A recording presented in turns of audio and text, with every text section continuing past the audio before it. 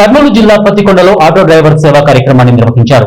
ఈ కార్యక్రమానికి ముఖ్య అతిథులుగా టీడీపీ జిల్లా ఉపాధ్యక్షులు సాంబశివారెడ్డి, పత్తికొండ ఆర్డీఓ భరత్ నాయక్, ఆర్డీఓ శాలివాహన, రాష్ట్ర అధ్యక్షుడు తుగ్గలి నాగేంద్ర ముఖ్య అతిథులుగా పాల్గొన్నారు.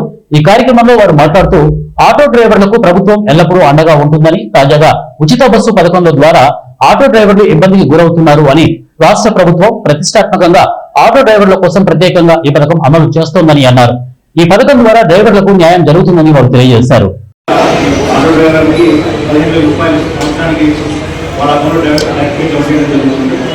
రాష్ట్రంలో దాదాపుగా 2,90,000 మంది అందులో జరిగింది. తర్వాత దీనిలో కాబట్టి దయచేసి ఆటో డ్రైవర్లందరూ ఈ అవకాశం ఉపయోగించుకోవాలని